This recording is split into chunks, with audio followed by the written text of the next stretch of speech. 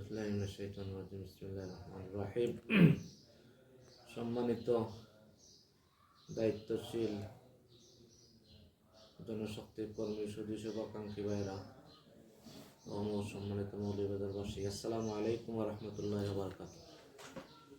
সম্মানিত মৌলভীবাজারবাসী, মৌলভীবাজার সদর রাজনগর 3 আসনের বিষয়ে আজ কদিন থেকে বিভিন্ন কথাবার্তা আমরা সোশ্যাল মিডিয়ার মাধ্যমে জানতে পারছি, যেটা জনমনে বিভ্রান্তি তৈরি করতেছে। আজকে কিছু বিষয় আপনাদের কাছে উপস্থাপন করতে চাই, যে বিষয়টির মাধ্যমে আমি আশা করি যে আমাদের কাছে অনেকটা জিনিস ক্লিয়ার হয়ে যাবে ইনশাআল্লাহ। সম্মানিত ভাইরা, আমরা 10 দলীয় জোট গঠনের পরে প্রথমে এটা 11 দল ছিল, ইসলামী আন্দোলন বেরিয়ে যাওয়ার কারণে 10 দলীয় জোটে রূপান্তরিত হয়।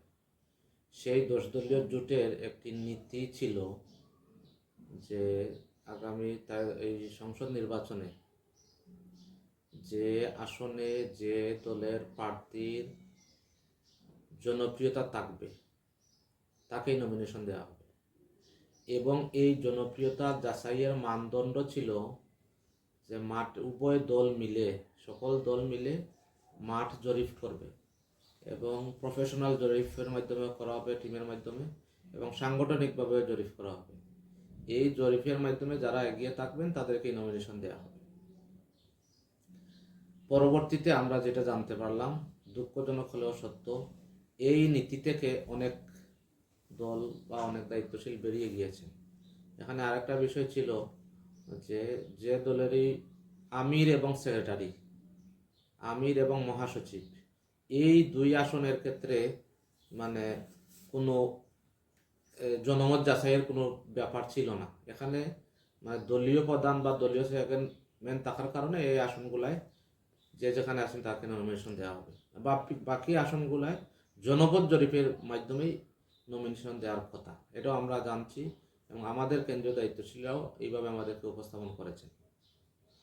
তাহলে মৌলভীবাজার 3 আসন কোন জনমত জরিপের ভিত্তিতে মৌলানা আহমদ বেলাল সাহেব 10 দলীয় জোটের প্রার্থী হয়েছেন এটা আমাদের জানা নেই, আমাদের বোধগম্য নয়। তবে তাদের সাথে যখন আমরা কথা বলেছি, ওনারা বলেছেন যে এটা তাদের A+ ক্যাটাগরির আসন। পাশাপাশি ওনাদের কেন্দ্রর সাথেও আমরা যোগাযোগ করেছি। সর্বশেষ যখন আমরা জানতে পেরেছি যে 10 দল থেকে আহমদ বেলাল সাহেবকে দেওয়া হচ্ছে, তখন আমরা ওনাদের কেন্দ্রর সিনিয়র দায়িত্বশীলদের সাথে, সর্বোচ্চ পর্যায়ের আমির মহাসচিবের সাথে যোগাযোগ করেছি। তো ওনারা যেটা বলেছেন যে আমরা আমাদের দলীয় প্রার্থীর মাধ্যমে আমরা জানতে পারছি যে আমরা এই আসনে পাস করব, এটা আমাদের A+ ক্যাটাগরির আসন। আহমদ বেলাল সাহেব নিশ্চয়তা দিয়েছেন ওনাদের কেন্দ্রকে যে এই আসনে ওনারা পাস করবেন। এই জন্য কেন্দ্র এটা মানে 10 দলীয় জোটের সাথে বার্গেটিং করে এই আসনটা নিয়ে আসছেন। 2 নম্বর বিষয় হলো, সম্মানিত দেশবাসী, সম্মানিত মৌলভীবাজারবাসী, এই তথ্যটা আমাদের কাছে আসার পরে আমরা প্রথমে এক দফা আমি আমির ভাই, মোর্শেদ ভাই সহ তাদের দলের বিভিন্ন নেতাকর্মীদের সাথে যোগাযোগ করেছি, সৌজন্য সাক্ষাৎ করেছি, এবং আমরা বোঝানোর চেষ্টা করেছি যে এই আসনের বিষয়টা যাতে পুনর্বিবেচনা করা হয়। তো আমার এরপরে সর্বশেষ যখন কেন্দ্রের মাধ্যমে ওনারা আসন পেয়েছেন ঘোষণা করছেন, তখন আমরা জেলা আমির সাহেবের নেতৃত্বে আহমদ বেলাল সাহেবের বাসায় একটা টিম গিয়ে আমরা ওনাদেরকে রিকোয়েস্ট করেছি যে মাঠের বাস্তবতা, বর্তমান অবস্থা সব মিলিয়ে, এবং আমাদের যিনি ক্যান্ডিডেট অনেক বয়োবৃদ্ধ মানুষ, ওনার নির্বাচন এটাই শেষ নির্বাচন, তো আপনারা এই ব্যাপারে কোনো চিন্তা করতে পারেন কি না। ওনারা এই বিষয়টাকে আমলে না নিয়ে কেন্দ্রের দোহাই দিয়ে বলছেন যে না, এটা কেন্দ্র যেহেতু দিয়েছে আমরা এখানে কিছু করতে পারবো না। এরপরে যেটা ঘটেছে যে আমরা এই যোগাযোগগুলো আভ্যন্তরীণভাবে করেছি। প্রথমে আমরা যে যোগাযোগটা করেছি, পরে যে যোগাযোগটা করেছি, এই 2টা যোগাযোগই তারা ভুলভাবে এক ধরনের কি বলা যায় যে আমাদের সাথে এক ধরনের তারা একটা মিথ্যার আশ্রয় নিয়ে এইটা ফেসবুকে প্রচার করেছেন। কি বলে প্রচার করেছেন? যে আগের বৈঠকে ইয়ামির ভাই এবং এই, ফখরুল ইসলাম মোর্শেদ চৌধুরী যোগাযোগ করে বড়লেখা এবং কুলাউড়া আসন নিশ্চিত করার জন্য আমরা বৈঠক করেছি।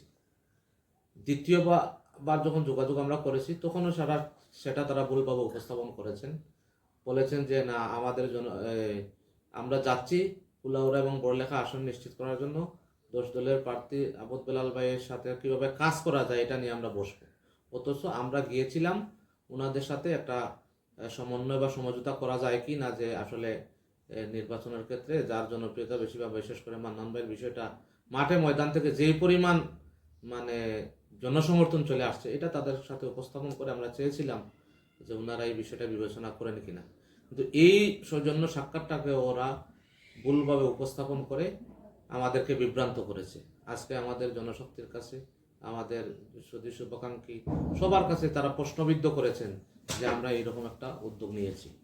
এটা সম্পূর্ণ মিথ্যা এবং সম্পূর্ণ বানোয়াট। সম্মানিত দায়িত্বশীল ভাইরা, আমরা আমাদের কেন্দ্রের সাথেও যোগাযোগ করেছি। আমাদের কেন্দ্র আমাদেরকে স্টেট ফরওয়ার্ড বলছেন যে আমরা একটি ইসলামী সংগঠন করি, আমরা একটি আদর্শবাদী সংগঠন করি।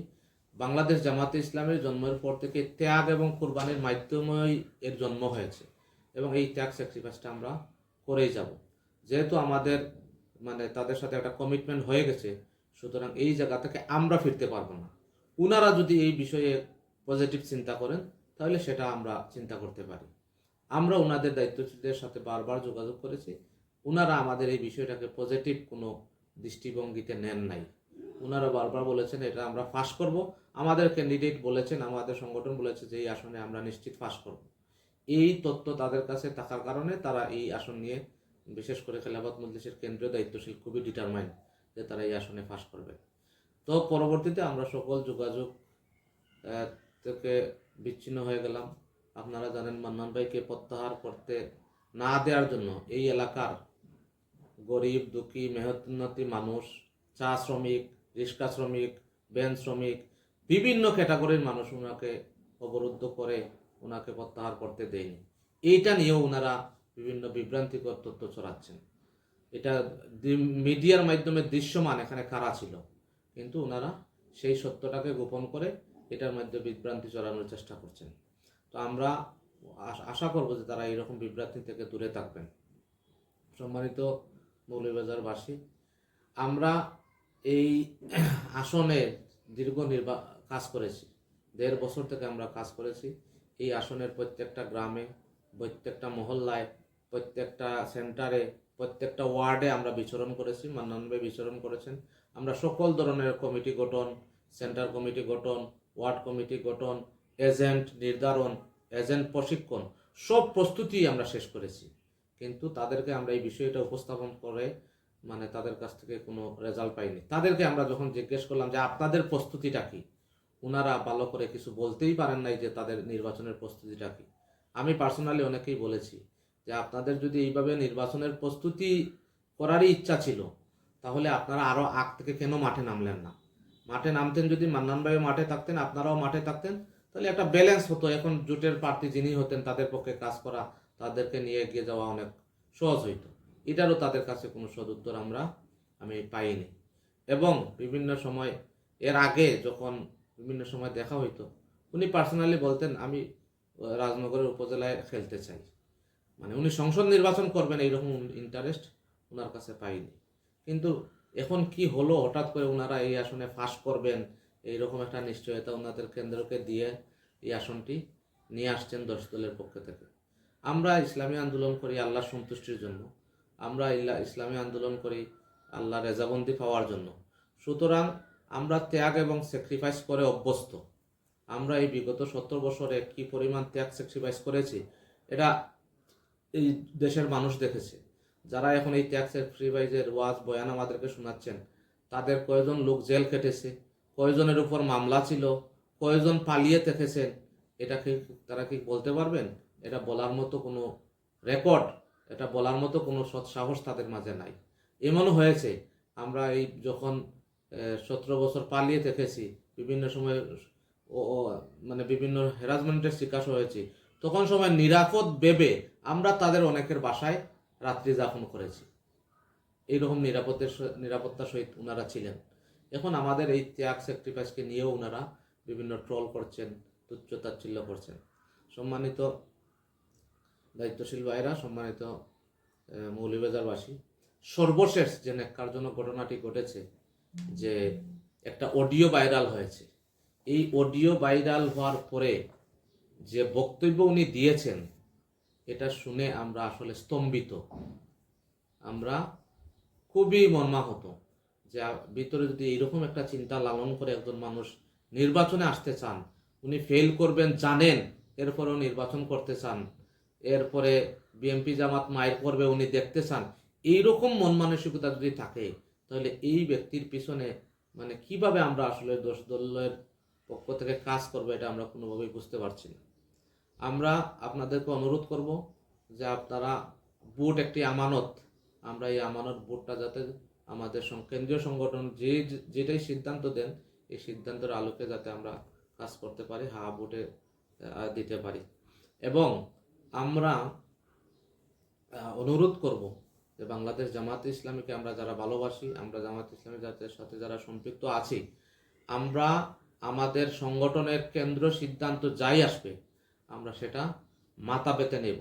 এবং আমরা আরও বলতে চাই, আমাদের এই আন্দোলনটা কিন্তু একদিনের জন্য নয়, বসন্তের কোকিলের মতো নয়, আমাদের এই আন্দোলনটা আজীবনের। এই আন্দোলনে অনেক ত্যাগ স্যাক্রিফাইস মানে দৃশ্যমান। আমাদের কেন্দ্রীয় দায়িত্বশীল বৃন্দ, আমাদের স্থানীয় দায়িত্বশীল বৃন্দ, শাহাদাতের ঘটনা অন্য কোনো আন্দোলনে খুব বেশি নেই। আমাদের শীর্ষ 11 জন দায়িত্বশীলকে ফাঁসি দেওয়া হয়েছে, ওনারা হাসি মুখে সেটা বরণ করে নিয়েছেন। অনেক অফার দেয়া হয়েছে তাদেরকে দুনিয়াবি, কোনো অফারেই তারা কর্ণপাত করেননি। সুতরাং আমরা ত্যাগ এবং স্যাক্রিফাইস করে অভ্যস্ত। বিশেষ করে জামায়াতে ইসলামী এবং ইসলামী ছাত্র শিবিরের নেতৃবৃন্দ ত্যাগ স্যাক্রিফাইসের পরীক্ষায় আমাদেরকে নিয়ে প্রশ্ন যারা করবেন, আমার মনে হয় যে তারা আসলে এই বিষয়টাকে মানে উপলব্ধি করতে পারেন নাই। এই জন্য আমি আমার জনশক্তি কর্মী, সুধী, শুভাকাঙ্ক্ষী, পাশাপাশি এই নির্বাচনে যারা মান্নান ভাইয়ের পক্ষে কাজ করেছেন, তাদের এই দুঃখ এবং তাদের এই কষ্টের সাথে আমি সম্পূর্ণরূপে একমত। আমরাও এই দুঃখ এবং কষ্ট অনুভব করছি। আমি আপনাদেরকে অনুরোধ করব, আমরা যাতে দেশের সাথে, দেশের স্বার্থে, ইসলামী আন্দোলনের স্বার্থে আমরা যাতে আমাদের ঊর্ধ্বতন দায়িত্বশীল যে নির্দেশনা আমাদেরকে দিবেন, সেই নির্দেশনার আলোকে যাতে আমরা চলতে পারি, আমি আপনাদেরকে সেই উদাত্ত আহ্বানটুকু জানাচ্ছি। এবং আমরা সবসময় বলে আসছি যে আমাদের এই কাজটুকু হচ্ছে আল্লাহর সন্তুষ্টির জন্য। সুতরাং আমরা আল্লাহর সন্তুষ্টির জন্যই যেহেতু কাজ করব, কে কি বললো আর কে কি করলো সেটার দিকে না তাকিয়ে আমরা আল্লাহর সন্তুষ্টির জন্য আমরা আমাদের কাজ অব্যাহত রাখবো ইনশাআল্লাহ। আমি চাই যে আগামী নির্বাচনের মাধ্যমে এই বাংলাদেশের একটা পরিবর্তন হোক, মানুষের আশা আকাঙ্ক্ষার প্রতিফলন ঘটুক, এবং আমরা সর্বশেষ পর্যন্ত কেন্দ্রীয় সংগঠনের আনুগত্যর ভিতর থেকে আমরা আমাদের যাবতীয় কার্যক্রম পরিচালনা করার সেই উদাত্ত আহ্বান জানাচ্ছি। এবং আপনাদের মনের মধ্যে অনেক কষ্ট আছে, আমি অনুরোধ করব যে এই কষ্টটাকে লাঘব করার জন্য আল্লাহর কাছে সাহায্য চান। এবং জনগণের যারা আমাদের সাথে সম্পৃক্ত হয়েছে, আমরা তো আর জনগণকে ফেলে রেখে চলে যেতে পারবো না। সুতরাং জনগণের সাথে আমরা থাকবো। আমরা আমাদের মিশন, আমরা আমাদের কার্যক্রম, আমরা আমাদের সবগুলো কিছু নিয়ে জনগণের পাশে যেভাবে আগে ছিলাম এখনও থাকবো ইনশাল্লাহ। এবং সর্বোপরি কেন্দ্রীয় সিদ্ধান্তের আলোকে আমরা মাঠে ময়দানে ভূমিকা রাখবো। আপনাদের সেই অনুরোধটুকু রেখে আমার কথা শেষ করছি। আসসালামু আলাইকুম রহমতুল্লাহ।